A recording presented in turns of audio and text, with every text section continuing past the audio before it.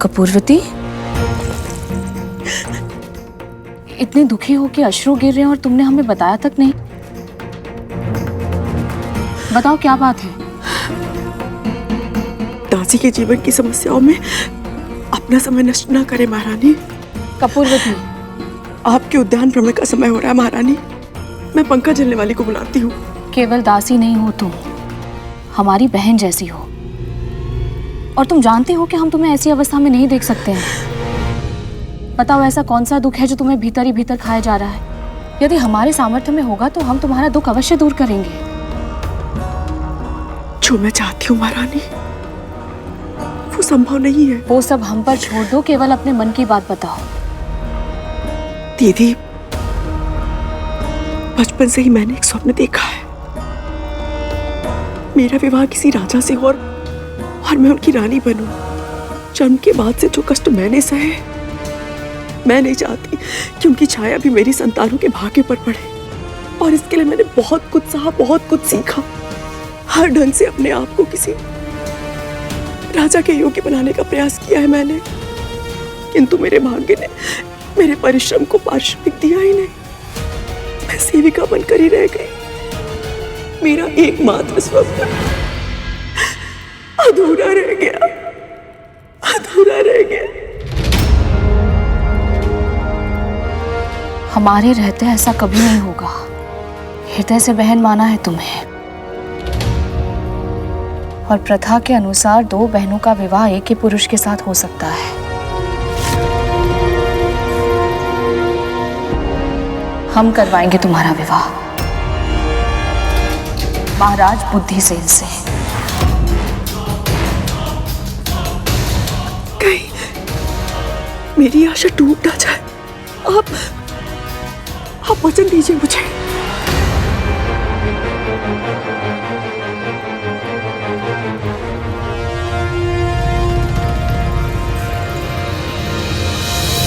वचन देते हैं हम तुम्हें,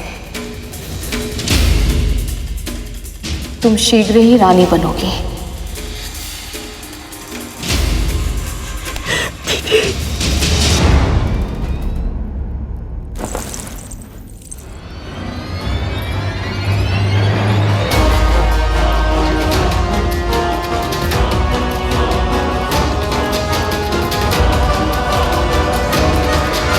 आप ऐसा सोच भी कैसे सकती हैं महारानी?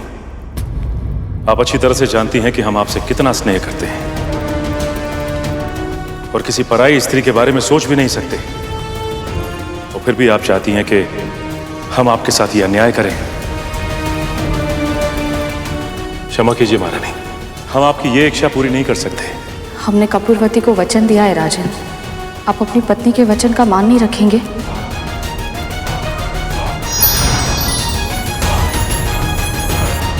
देवी कपूरवती का स्वभाव तो बिल्कुल माता कद्रू की तरह है, जो अपने हित के लिए किसी का भी अहित कर सकती है। तो राजा बुद्धिसेन से विवाह करने के बाद कपूरवती जब रानी बन गई तो क्या हुआ? फिर वही हुआ जिसका राजा और मंत्री दोनों को भय था। रानी बनते ही कपूरवती का व्यवहार बदल गया और उसने रानी शीलवती की सेवा करना बंद कर दिया। तो क्या ऐसे अचानक आए बदलाव से रानी शीलवती को बुरा नहीं लगा पिताजी? उनका हृदय तो बहुत दुखी हुआ होगा ना?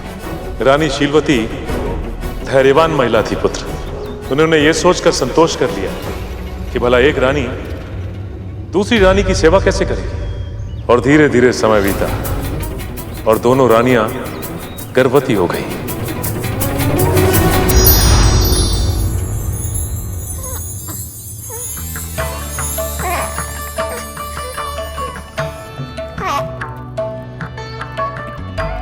क्षमा छोटी रानी, आपका पुत्र गर्भ में ही प्राण त्याग चुका था।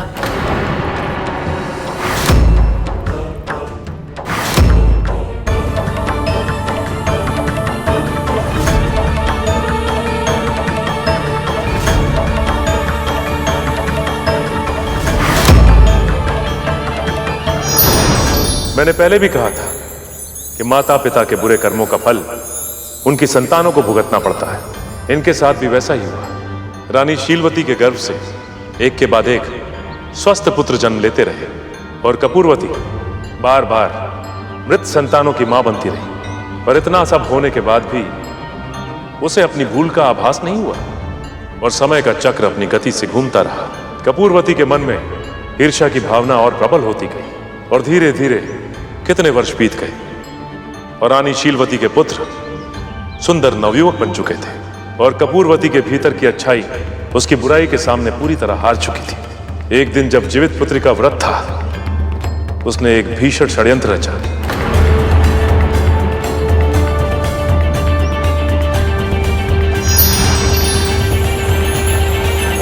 क्या कर रही हो मनोरमा? राजकुमारों के लिए भोजन बना रही हूँ छोटी रानी। ठीक है, आप एक काम करो, वहां से एक थाली ले आओ। जी।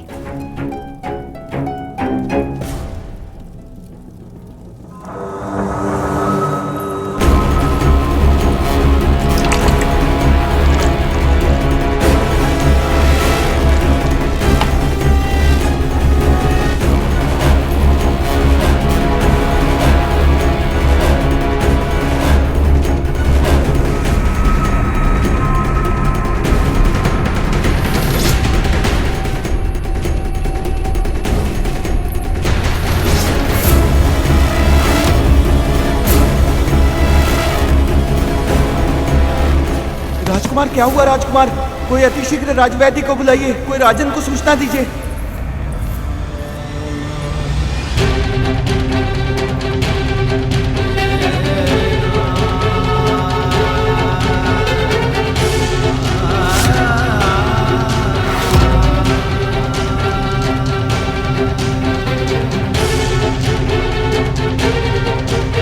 ये क्या हो गया? मेरे पुत्र राजकुमार, आप सब हमें ऐसे छोड़ के नहीं जा सकते। दीदी, जब उन्हें पता चलेगा तो कैसे संभालेंगी वो अपने आप को? किंतु क्या करें, सूचना तो देनी होगी ना।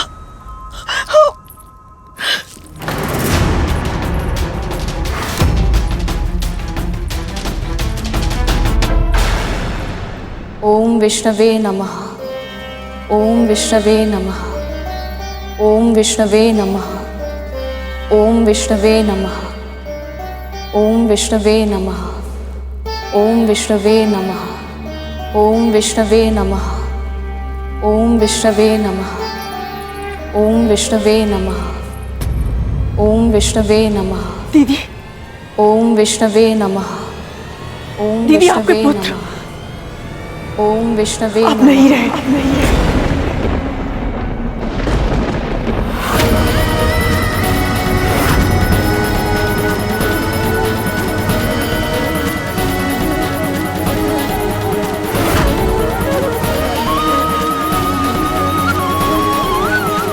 ओम विष्णवे नमः। ओम विष्णवे नमः।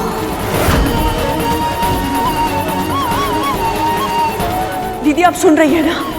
हमारे राज्य का भविष्य, चारों राजकुमार हमें छोड़कर चले गए। ओम विष्णवे नमः। मृत्यु हो गई है उनकी। ओम विष्णवे नमः। ओम विष्णवे नमः।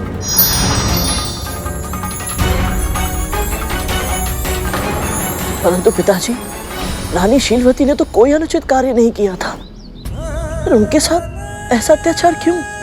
तुम्हारी तरह ये प्रश्न अनेक व्यक्तियों के मन में आता है।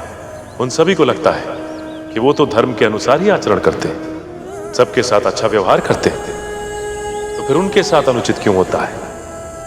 किसी भी वस्तु को पाने के लिए उन्हें दूसरों की तुलना में अधिक श्रम क्यों करना पड़ता है?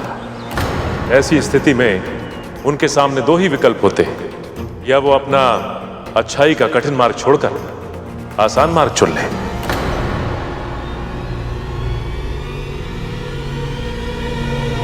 और जो दूसरा विकल्प चुनते हैं गरुड़, उन्हें प्रभु कभी निराश नहीं करते। शीलवती के साथ भी ऐसा ही हुआ। उनके व्रत और उनकी अखंड भक्ति से प्रसन्न होकर श्री विष्णु ने उन्हें साक्षात दर्शन दिए। ओम विष्णवे नमः। ओम विष्णवे नमः।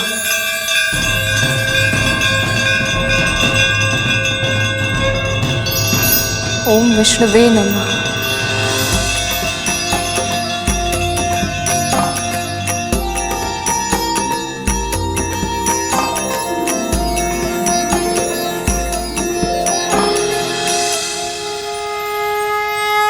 देवी शीलवती,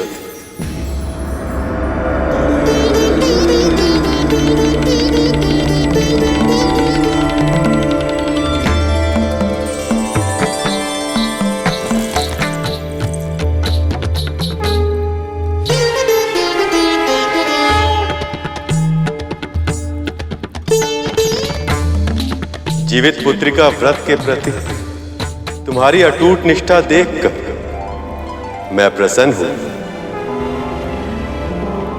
संकट के समय भी मुझ पर विश्वास रखकर तुमने इस अद्भुत व्रत की महिमा को और अधिक सिद्ध किया है। इसी का परिणाम कि तुम्हारे सभी पुत्र पुनः जीवित होंगे और दीर्घायु होंगे।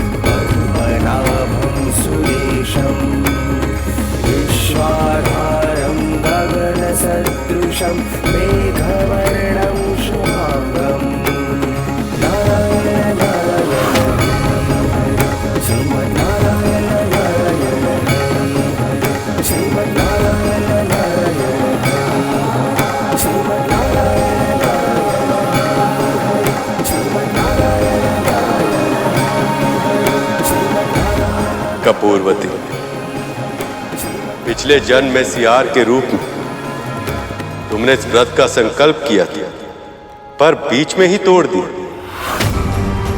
उसी का परिणाम था कि तुम्हें मनुष्य योनि तो मिली, किंतु तुम्हारा जन्म निर्धन अवस्था में हुआ।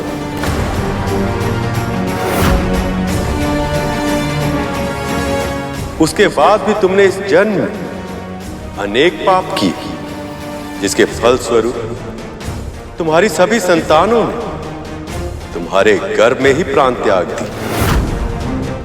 फिर भी तुम्हारी ईर्ष्या समाप्त नहीं और तुमने शीलवती के पुत्रों के प्राणों को छीनने का षड्यंत्र रचा।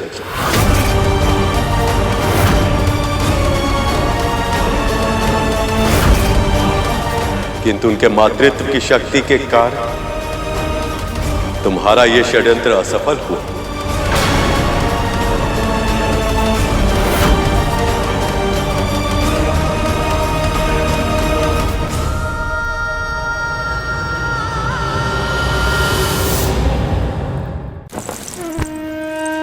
मुझे क्षमा कर दीजिए प्रभु, मुझे क्षमा कर दीजिए। मनुष्य बनकर भी मैं अपनी पशुता नहीं भूल पाई।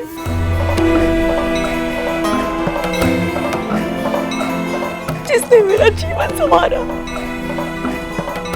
मैंने उसी की गोद उजाड़नी चाहिए। बहुत बड़ा अपराध हो गया मुझसे। क्षमा कर दीजिए प्रभु, क्षमा कर दीजिए। सच्चे हृदय से किया गया पश्चाताप ही तुम्हें तुम्हारे पापों के बोझ से मुक्त कर सकता है।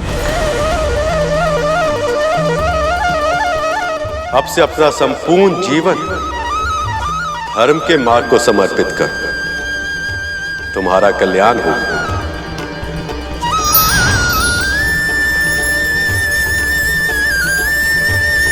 बड़ी माँ भी यदि मन से पश्चाताप कर ले तो शायद नाग भाइयों को जीवन दान मिल जाए।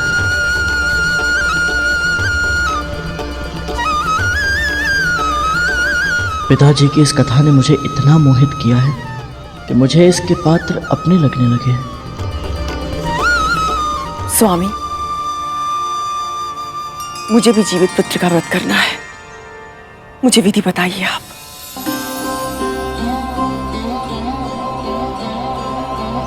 सबसे पहले आप भोर में उठ के स्नान करके स्वच्छ वस्त्र धारण कीजिए।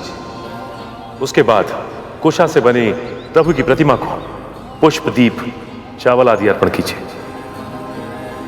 और आप चाहें तो प्रभु की प्रतिमा मिट्टी या गोबर से भी बना सकती। उसके बाद चील और सियार की मूर्ति बनाकर उनके माथे पर लाल सिंदूर का टीका लगाएं। उसके साथ ही देवी को 16 पेड़े और 16 दूब की मालाएं, 16 गांठ का धागा और श्रृंगार का सामान अर्पित कीजिए। फिर आप जीवित पुत्रिका की व्रत कथा सुनिए या कहिए। इस प्रकार जो भक्त इस व्रत को विधि विधान से करते हैं, उनकी सारी मनोकामना पूर्ण होती है। इस व्रत को अश्विनी माह के कृष्ण पक्ष की अष्टमी तिथि को किया जाता है। सप्तमी को नहाय खाए होता है।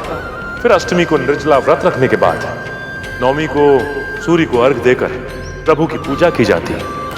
और फिर ब्राह्मण को दान देने के बाद मड़ुए की रोटी, नोनी का साग और झोर भात खाकर इस व्रत का समापन किया जाता है। ये बहुत ही कठिन व्रत है कद्रू। इसका पालन केवल तन से नहीं, मन, कर्म, वचन से भी करना पड़ता है। यदि आप इसे सफलतापूर्वक कर पाई तो इन घायल नागों का कल्याण अवश्य होगा।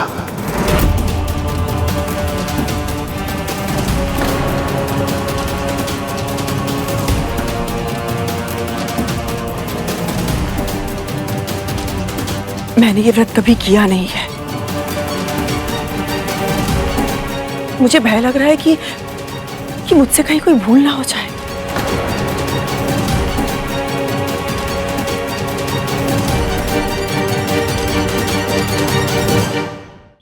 कोई भूल नहीं होगी आपसे। मैं भी आपके साथ ये व्रत रखूंगी।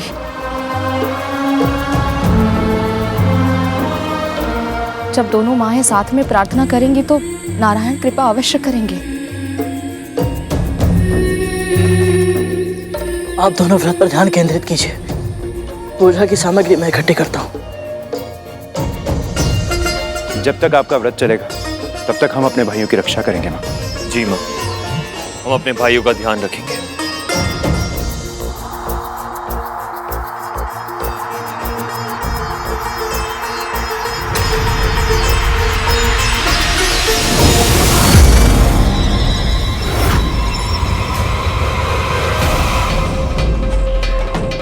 एक और इस व्रत का पालन करने में कद्रू के मन में अभी से असमंजस है, और दूसरी ओर यमदूत सांपों के प्राण हरने के लिए प्रतीक्षा कर रहे हैं। मैं आशा करता हूं कि इस व्रत को कद्रू विधि विधान से कर पाए।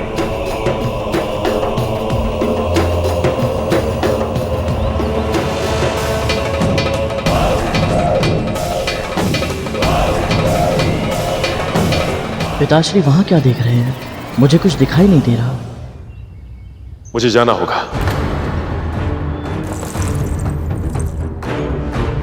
प्रणाम स्वामी।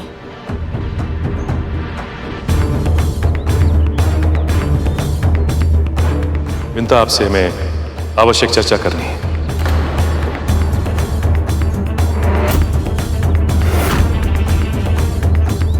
तनिक साथ आइए। जी।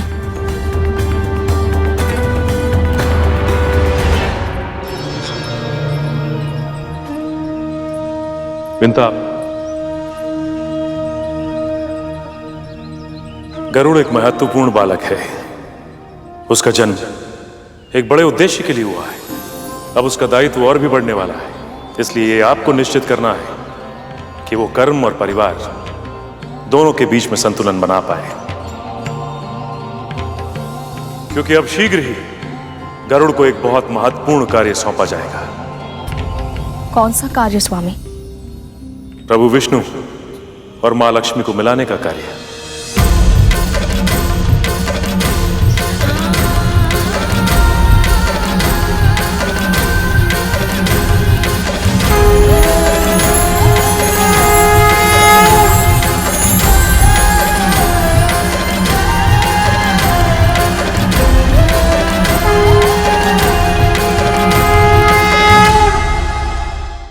गरुड़ एक महत्वपूर्ण बालक है। उसका जन्म एक बड़े उद्देश्य के लिए हुआ है। अब उसका दायित्व और भी बढ़ने वाला है, क्योंकि अब शीघ्र ही गरुड़ को एक बहुत महत्वपूर्ण कार्य सौंपा जाएगा। कौन सा कार्य स्वामी? प्रभु विष्णु और मां लक्ष्मी को मिलाने का कार्य।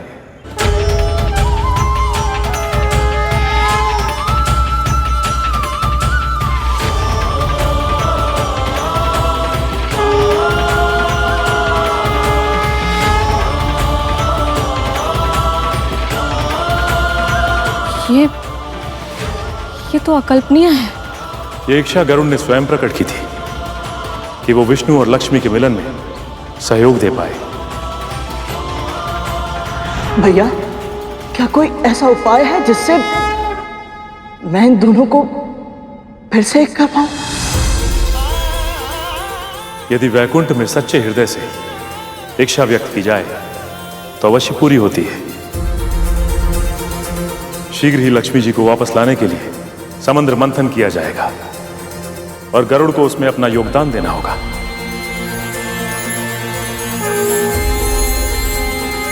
और उसके लिए यह कार्य कर पाना बहुत कठिन होगा विंता, और विशेष रूप से तब जब आप दासी हैं। उसका मन, मस्तिष्क, हृदय, यहां तक कि आत्मा भी सदैव आपके साथ ही रहता है। और आपकी मुक्ति भी समुद्र मंथन के बाद ही संभव हो पाएगी। इसके अतिरिक्त समय आने पर गरुड़ की कुंडलिनी शक्ति भी जागृत होगी, जो उसे सर्वशक्तिमान बना देगी। और उसके बाद ही वो बन पाएगा संपूर्ण धर्म योद्धा।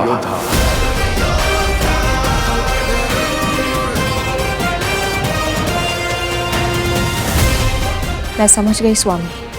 सृष्टि के जिन उद्देश्यों के लिए मेरे पुत्र का जन्म हुआ है, उसे उन सभी के योग्य बनाने के लिए जो आवश्यक होगा मैं सब करूंगी।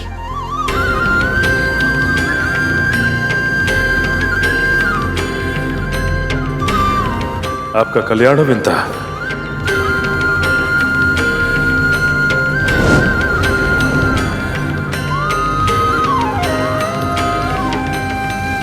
गरुड़ कहाँ गया ये?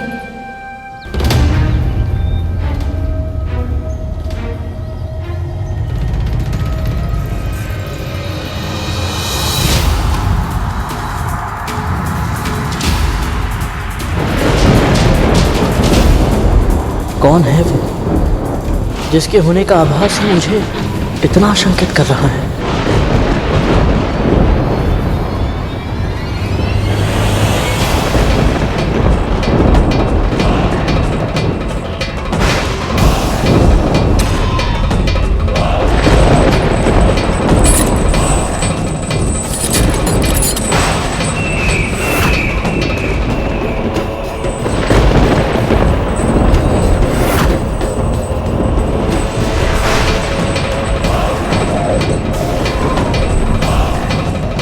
कौन है ये रसमयी छाया और यहाँ इनकी उपस्थिति का क्या कारण है?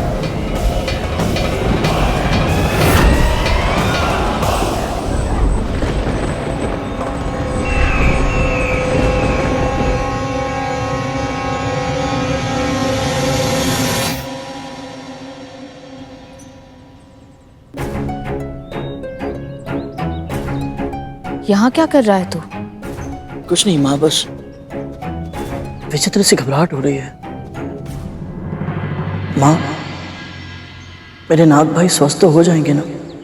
मन में विश्वास और संदेह एक साथ नहीं रह सकते गरुड़। तुझे मेरी विष्णु भक्ति पर विश्वास है ना, तो अपने मन से सारे संदेह मिटा दे। तू बस ये सोच कि इस व्रत को सफल बनाने में तू क्या योगदान दे सकता है। शेष सब कुछ प्रभु विष्णु पर छोड़ दे। यदि उनकी इच्छा हुई तो तेरे भाइयों के प्राण अवश्य बचेंगे।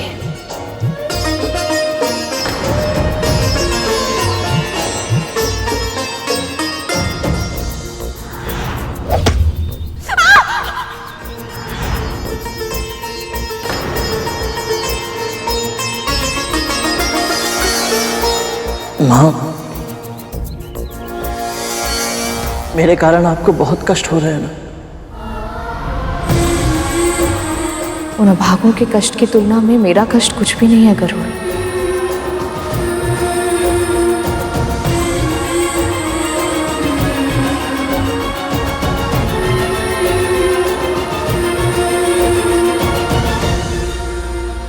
माँ का व्यवहार कुछ विचित्र सा लग रहा है। निश्चित ही वो मुझसे निराश है, क्योंकि नागों की ये अवस्था मेरे कारण हुई है। हे प्रभु, शीघ्र ही मेरे नाग भाइयों को स्वस्थ कर दीजिए। मेरी प्रार्थना सुन लीजिए प्रभु।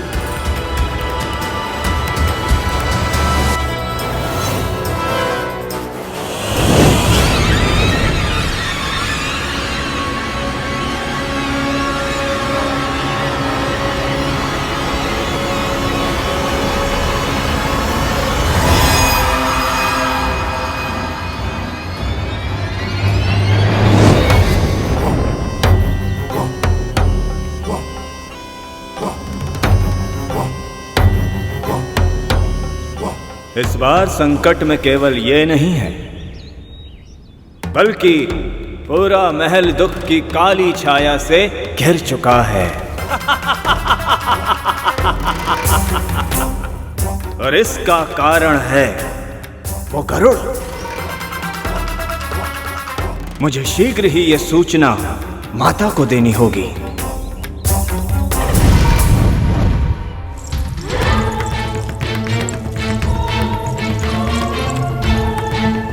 ध्यान कहाँ है तेरा?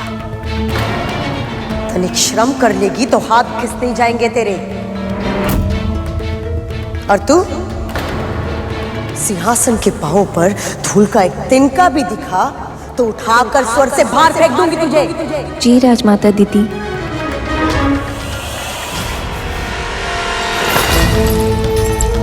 इतने वर्षों तक हमने देवराज इंद्र के लिए सिंहासन को स्वच्छ किया है, परंतु उनसे भी कभी ऐसे वचन सुनने को नहीं मिले और कभी सुन भी नहीं पाएंगे।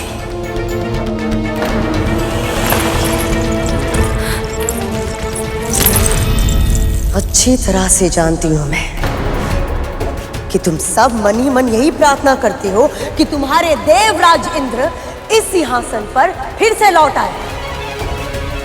कान खोलकर सुन लो, ऐसा कभी नहीं होगा।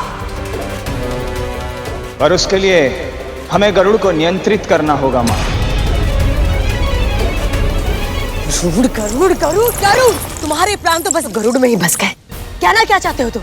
विमाता कद्रू ने सूर्य पुष्प लेने के लिए सूर्य लोक भेजा था उसे, पर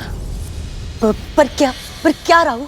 पर गरुड़ उनके नागपुत्रों को साथ लेकर सूर्य लोक का नाम लेकर शनि ग्रह ले गया, जहां शनि देव की वक्र दृष्टि उन पर पड़ गई और अब अर्धमृत होकर पड़े हुए हैं विमाता कद्रू के सामने। पूरा महल गूंज उठा था उनकी चित्कार से। राहु, तुम सत्य कह रहे हो? हाँ माँ, हमारे पिता ने कद्रू और विंता दोनों विमाताओं को जीवित पुत्र का व्रत करने के लिए कहा है, पर उन नागों की दशा देखकर मुझे ऐसा लगता है कि उनके प्राण नहीं बचेंगे और बचने भी नहीं चाहिए। यदि उसके नागपुत्र यमलोक पहुंच गए तो कद्रू और उसके अन्य नागपुत्र गरुड़ को नहीं छोड़ेंगे। या तो शेष बचे नाग गरुड़ को डस लेंगे, या तो फिर गरुड़ उन पर आक्रमण कर अपने पंजों से उन्हें नोच लेगा। इस युद्ध का परिणाम चाहे कुछ भी हो, पर इस युद्ध में हमारा एक शत्रु अपने प्राण अवश्य खो बैठेगा। और ऐसा ही हो, इसके लिए मुझे निश्चित करना होगा कि विंता और कद्रू का जीवित पुत्र का व्रत सफल ना हो। उसके अर्धमृत नाग पूर्ण रूप से मृत हो जाए।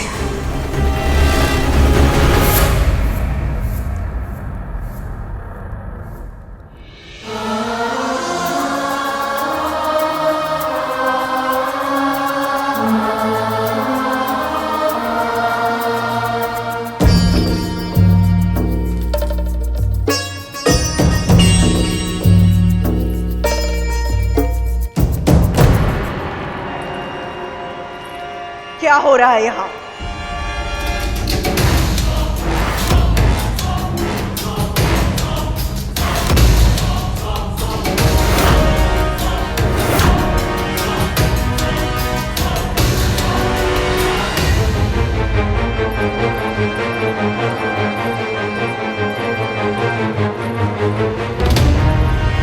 मुझे लगा धृत कुमारी का ये लेप इनकी जलन में सुधार लाएगा। कितने निर्लज हो तुम दोनों महापुत्र। पहले स्वयं घाव दिए, अब उन्हीं घाव पर स्वयं लेप भी लगा रहे हो। और क्या होगा इस लेप से? इनके घाव देखे, त्वचा जलकर अस्थियों में चिपक चुकी है इनकी। संभाले अपने आप को माँ। यदि आप साहस नहीं करेंगे तो हम सब क्या करेंगे? जी माँ, हमारे अन्य भाई भी बहुत भयभीत हैं। हमें आशावान रहना पड़ेगा। हम दुर्बल नहीं हो सकते। सही कहा तुम दोनों ने। मैं भी जानती हूँ संकट के समय दुर्बलता और भी बड़े संकट का कारण बन सकती है। क्या करूं मैं? जब से तुम सबने जन्म लिया है, इस कक्ष में मैंने चहल पहल, हास प्रतिहास के स्वर ही सुने हैं। किंतु आज ये सन्नाटा मेरे कानों को भेद रहा है। और ये शांति किसी अपशगुन की तरह लग रही है मुझे।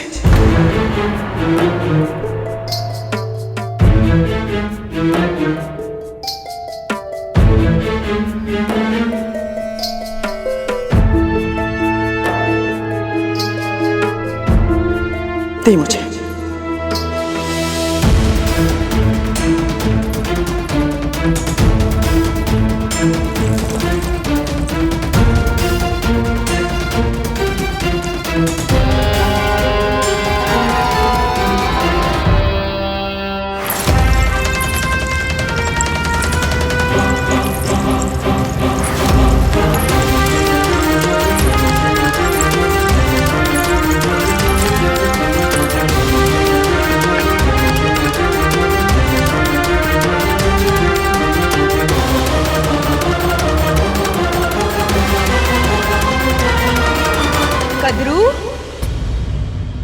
कद्रू कहाँ हो तुम? अरे पुकार तो दो, वरना इतने बड़े महल में तुम्हें ढूंढते ढूंढते यही सुबह से संध्या हो जाएगी। कोई माँ से सीखे, कितना अच्छा अभिनय कर रही हैं, जैसे इन्हें कुछ पता ही नहीं है। कद्रू, कद्रू कहाँ हो तुम? कद्रू तुम तो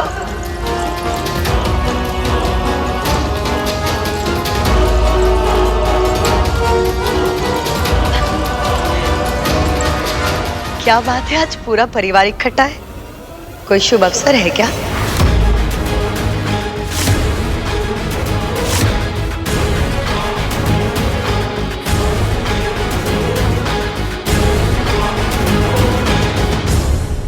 तुम यहाँ अचानक कैसे? कद्रू, मैं जब भी आती हूँ तुम मुझसे यही सवाल करती हो। अब तुम ही मुझे बताओ, क्या एक बहन दूसरी बहन से मिलने नहीं आ सकती? और तुम्हें तो मेरा स्वभाव अभी तक पता चल जाना चाहिए कि संकट और दीदी बताकर नहीं आते।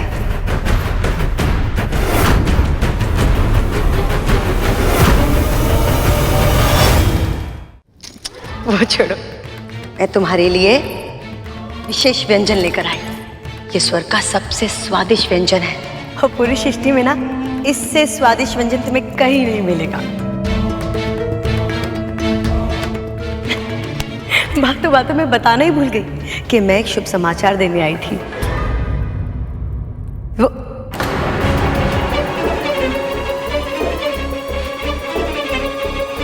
मैंने कुछ अनुचित कह दिया क्या कद्रू? नहीं ना? इतनी शांति क्यों है?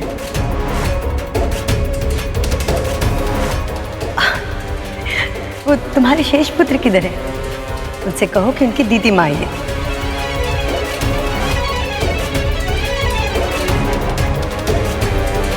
अच्छा छोड़ो, मैं ही पुकार लेती हूँ। धूमल,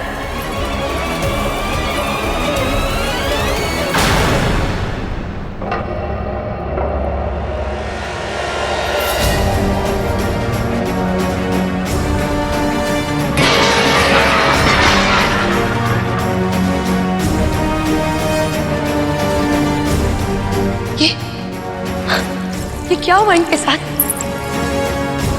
क्या हो गया मेरे भतीजों को? किसने की? किसने की मेरे भोले भाले बच्चे की ऐसी दशा? कद्रू, क्या हुआ मेरे भतीजों को? बिल्कुल मृत समान हो चुके, क्या हुआ इन्हें? कोई कुछ जवाब क्यों नहीं देता? मैं कब से पूछ रही हूँ, क्या किया, किसके कारण हुआ है ये?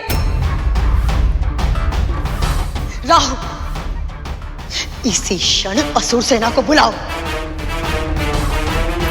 जिस किसी ने मेरे भतीजों के साथ ये किया है, मैं उसे जीवित नहीं छोड़ूंगी, प्राण ले लूंगी मैं उसके।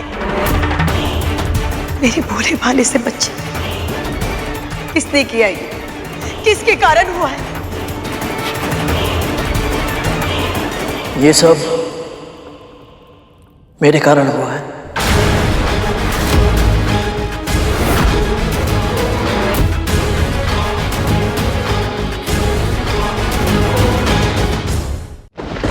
तेरे कारण?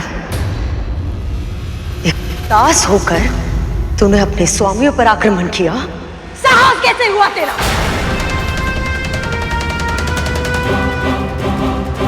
गरुड़ ने आक्रमण नहीं किया दीदी। अगर इसने नहीं किया तो किसने किया? इनकी ये दशा कैसे हुई? रक्षक कालिया, क्या कर रहे थे तुम? अपने भाई की सुरक्षा नहीं कर सकते थे? तिथि माँ, वो हम दोनों। मैंने गरुड़ को सूर्य लोक भेजा था सूर्य पुष्प लाने के लिए।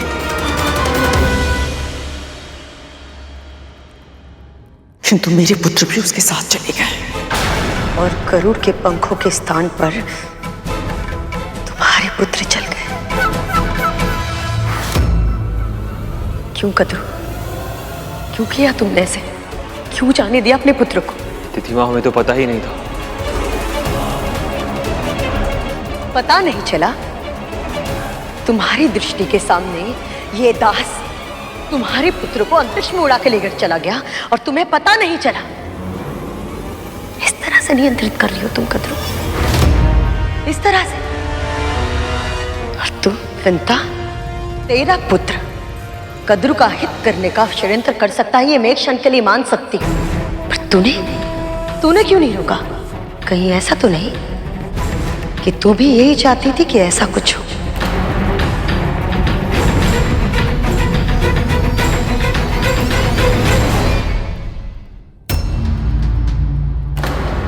नहीं, मां ऐसा सोच भी नहीं सकती।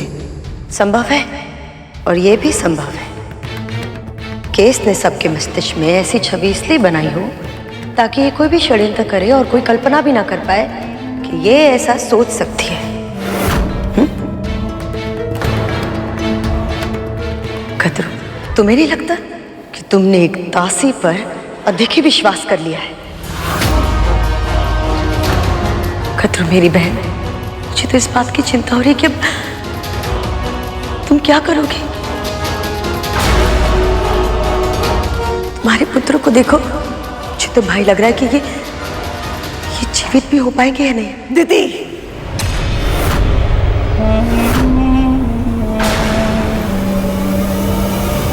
तुम जो मुझसे इतने ऊंचे स्वर में बात कर रही हो, जब तुम्हारे पुत्र जीवित ही नहीं बचेंगे तब तुम्हारा स्वर ही नहीं निकलेगा और उनकी मृत्यु मैं निश्चित करूंगी तुम्हारे व्रत को तोड़कर।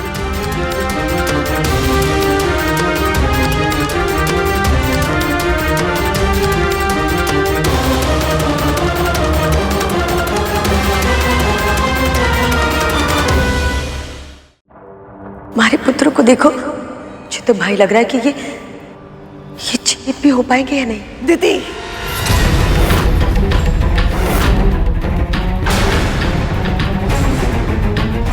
बोलने से पहले विचार कर लिया करो कि किस अनर्थ के बारे में बात कर रही हो तुम। मेरे पुत्र को कुछ नहीं होगा, स्वामी ने इनके जीवन के लिए जीवित पुत्री का व्रत का उपाय बताया है। और तुम भी अच्छे से जानती हो कि उनके वचन कभी असत्य नहीं होते हैं। कदर, तुम सही कह रही हो, पर मेरी बहन ये व्रत बहुत कठिन है। कहीं भूल से भी कोई भूल हो गई तो? नहीं होगी। हम दोनों व्रत के सभी नियमों का पालन करेंगे। हम दोनों?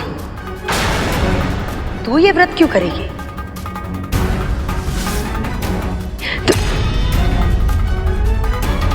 अच्छा, समझ गई। क्योंकि तू भयभीत है। ये नाग अगर स्वस्थ हो गए तो कद्रू को बता देंगे कि इन पर आक्रमण तेरे पुत्र गरुड़ ने किया है, और फिर तेरे पुत्र की रक्षा कौन करेगा? और इसने स्वामी के सामने भी ऐसा ही स्वांग किया होगा कि तुम्हारे पुत्र की ये व्रत रखेगी। इसे केवल अपने पुत्र की चिंता है, तुम्हारे पुत्रों की नहीं।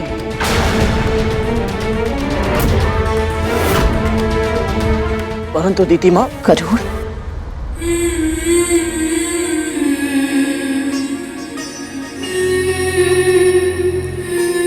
महारानी, कल व्रत आरंभ होने से पहले महल की स्वच्छता और शुद्धिकरण बहुत आवश्यक है। भूल से भी यदि कोई अपवित्र वस्तु महल में रह गई तो व्रत भंग हो जाएगा। ठीक है, तुम दोनों जाके बाहर की झाड़ पोंछ कर लो, और हाँ, रसोई घर भी स्वच्छ कर लेना। जी।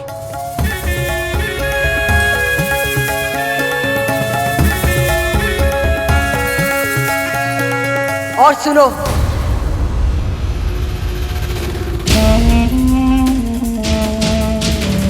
ध्यान रखना कि कोई भूल से भी फूल ना हो जाए।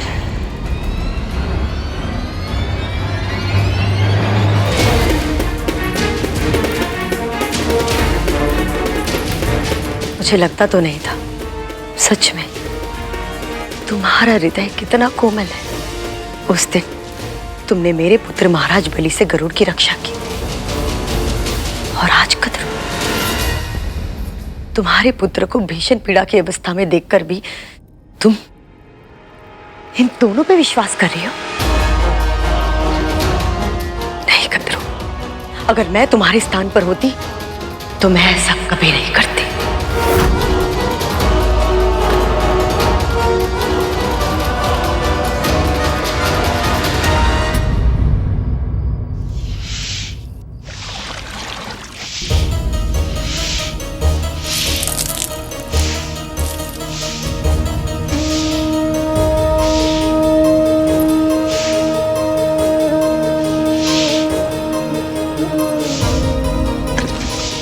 लाइए माँ, मुझे दीजिए। नहीं, रहने दे, मैं स्वयं कर लूंगी।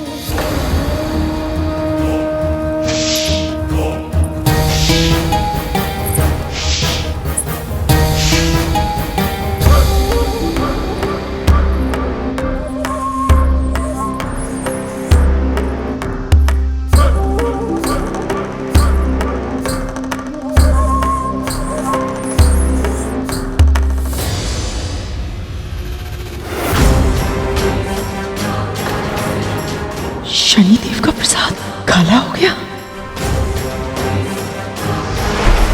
इस कक्ष को तो पवित्र कर लेगी, किंतु तेरे मन का क्या कदरू, उसे कैसे शुद्ध कर पाएगी तू?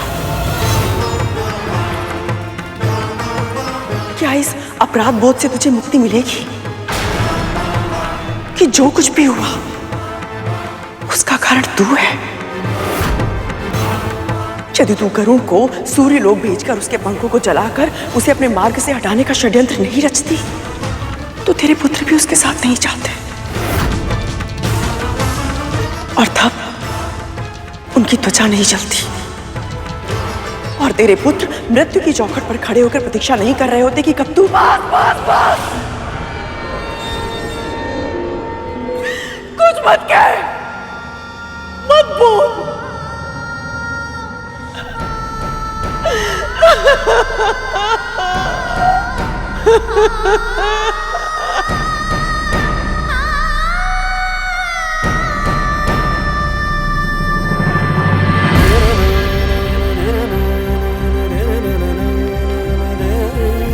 कालिया, क्यों सता रहे हो इन्हें? दे दोगे? आप बोलते हो तो दे देता हूं। लो।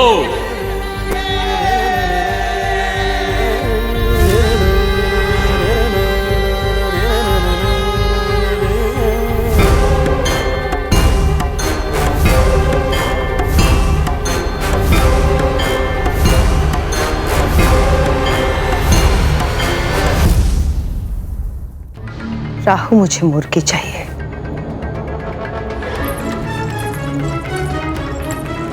और मुर्गी पकी हुई चाहिए। और हाँ, ध्यान रखना, विंता और गरुड़ को इस बात की भनक भी लगनी चाहिए। अच्छा, बस अभी गया और अभी आया माँ।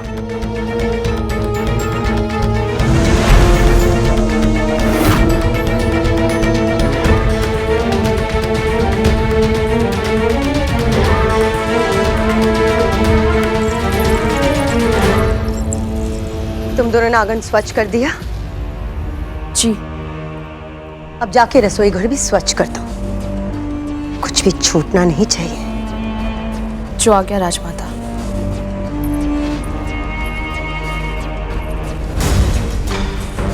वैसे तुम्हारे रसोई घर को स्वच्छ करने का कोई अर्थ नहीं होगा, क्योंकि तुम्हारे उस स्थान को अशुद्ध करने की योजना मैं पहले ही बना चुकी हूँ।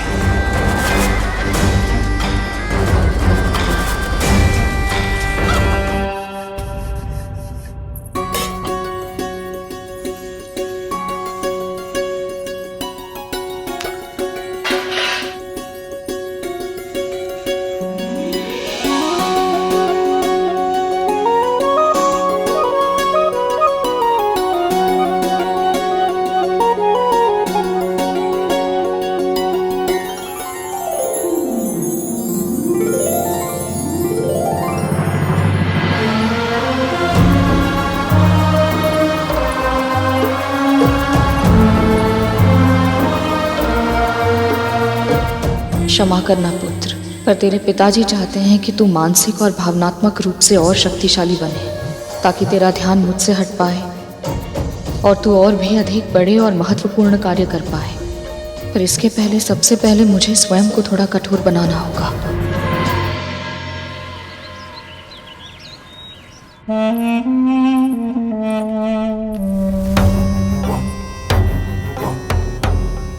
बहुत बढ़िया, अब इसे वहां पे रख दो।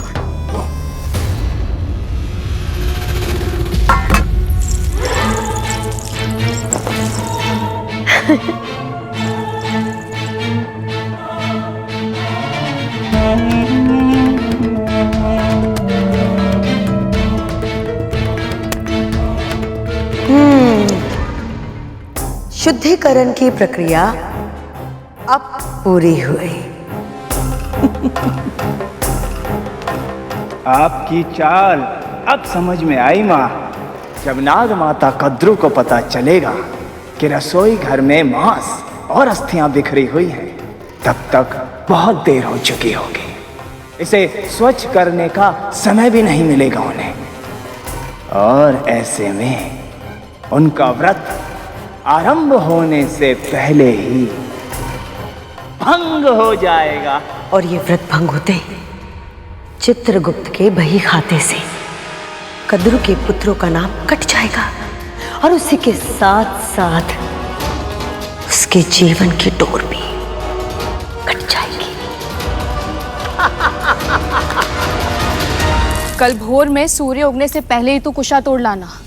स्नान के बाद सबसे पहले मैं उससे प्रभु विष्णु की प्रतिमा बनाऊंगी, और फिर गोबर से चील और सियार की। मां, एक प्रश्न, प्रतिमा बनाने के लिए कुशा और गोबर का प्रयोग क्यों किया जाता है? वेदों के अनुसार घास के सभी प्रकारों में कुशा सबसे अधिक शुद्ध और सबसे शक्तिशाली है। आदिकाल से ही महान ऋषियों द्वारा तपस्या के आसन के रूप में उसका उपयोग किया जा रहा है।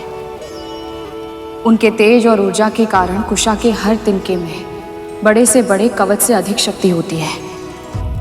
यहाँ तक कि मृत्यु को भी लंबे समय तक रोक पाने की क्षमता होती है कुशा में। और जहाँ तक गोबर का प्रश्न है, उससे उत्तम खाद और कुछ है ही नहीं गरुड़। तन के भीतर की कोशिकाओं को सड़ने या नष्ट होने की प्रक्रिया को रोकने का गुण होता है गोबर में। जब उसे सुखाकर उस पर घी डालकर उसे जलाया जाता है तो वातावरण शुद्ध हो जाता है और चारों ओर जीवन की आभा फैल जाती है।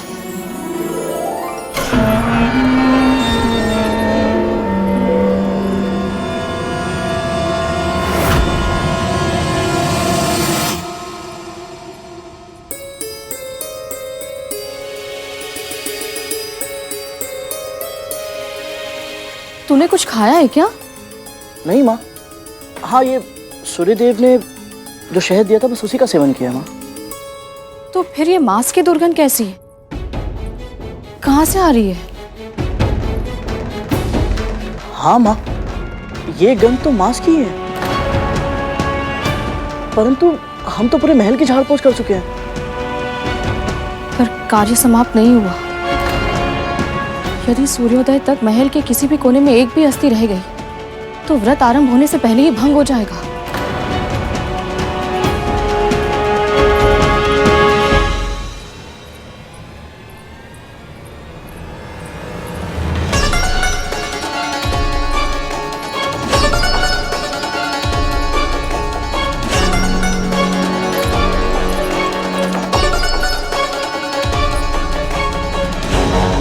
ये माँ पुत्र की ना कुछ अधिक ही निर्भर है। इससे पहले कि ये मेरी चाल व्यर्थ कर दे, मुझे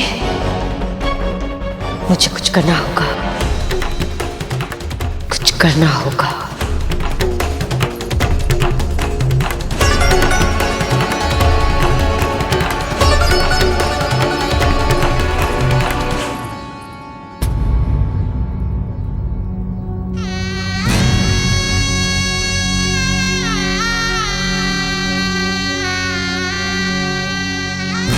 देखिए माँ, हम आपके लिए क्या लाए हैं। दुनिया के सबसे अनोखे, दुर्लभ और मूल्यवान।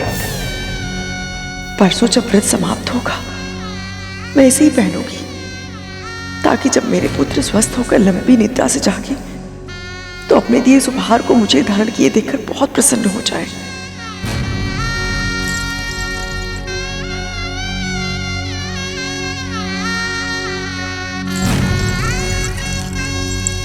वाह, विश्वास करना तो कोई तुमसे सीखे। तुम यहाँ आभूषण चुन रही हो और वहां वो विंता और गरुड़। क्या हुआ? क्या हुआ?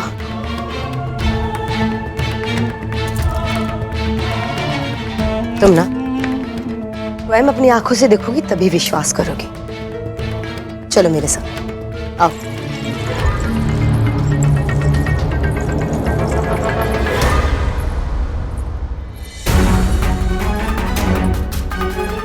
अस्थियों की गंध तो यहीं से आ रही है, पर यहाँ तो सब स्वच्छ ही है। अवश्य ही हमें कोई भ्रम हुआ होगा। एक क्षण में।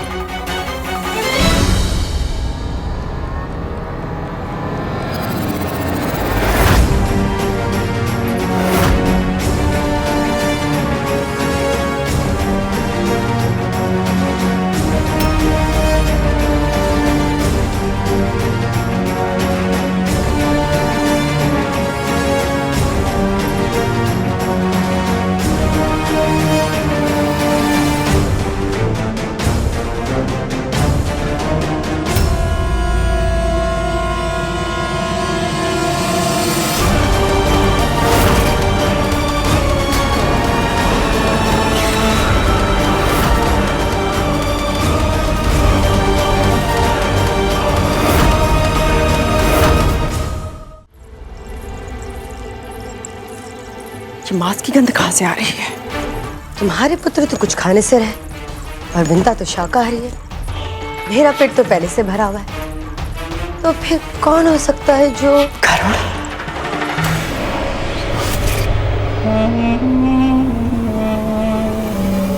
गरुड़।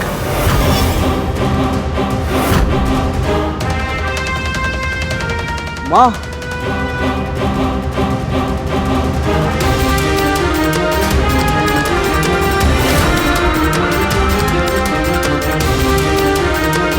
इतनी सारी अस्थियां कहाँ से आई?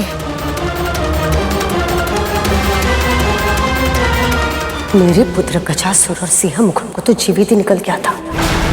स्वयं विचार करो कद्रू, इस पक्षी के लिए व्रत करना, भूखे रहना संभव है?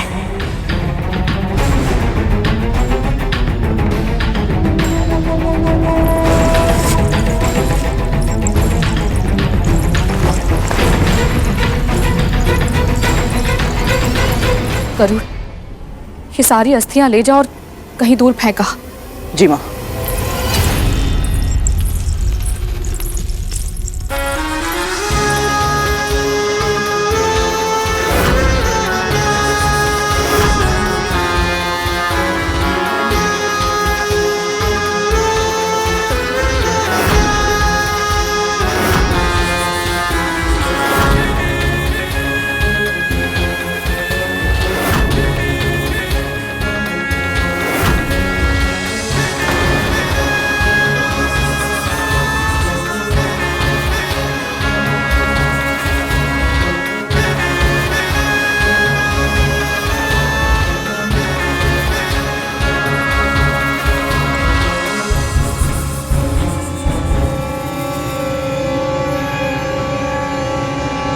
पेट की अग्नि इतनी तीव्र है कि सूर्य की अग्नि में जल रहे मेरे पुत्रों की पीड़ा भी भूल गया तू। इस स्थिति में तुझे भूख भी कैसे लग सकती है? नहीं महारानी, इनका सेवन मैंने नहीं किया है। तूने नहीं किया तो कि मैंने किया है।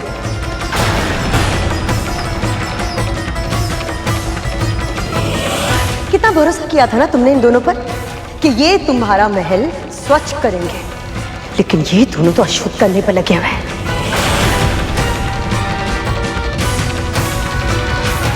ताकि तुम्हारा व्रत सफल ना हो और इन दोनों को तुमसे प्रतिशोध लेने का मौका मिल जाए, है ना?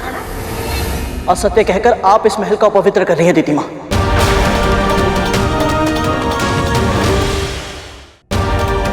महारानी, मैं मानता हूं कि आप यही मानती है कि आपके पुत्रों की स्थिति मेरे कारण हुई है, और कहीं ना कहीं मैं स्वयं को दोषी मानता हूं।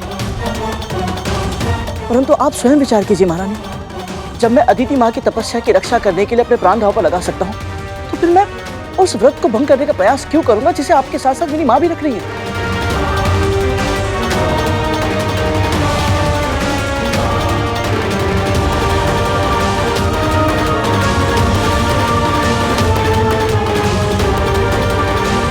ये सब तो बस करूं, अब और कुछ नहीं कहेगा तू।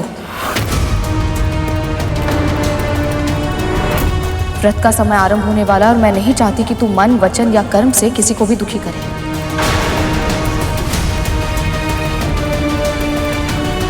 परंतु स्मरण है ना, व्रत में जितना महत्व स्थान शुद्धि का है, उतना ही तन और मन का शुद्ध होना आवश्यक है।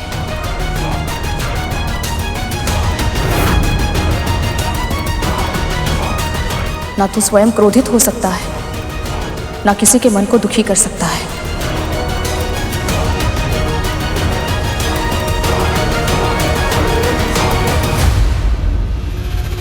इस स्थान को फिर से स्वच्छ कर लो। और हाँ, गंगा जल छिड़क देना। यदि भूल से भी कोई अशुद्धि हो गई हो तो वो पवित्र हो जाए।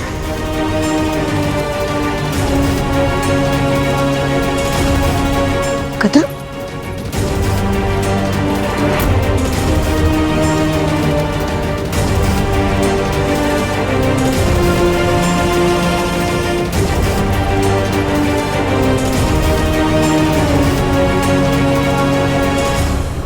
ये सब अवश्य ही दीदी माँ का षड्यंत्र है, किंतु क्या माँ को मेरी बात पर विश्वास होगा कि उनकी स्वयं की बहन इतना घिनौना कार्य कर सकती है?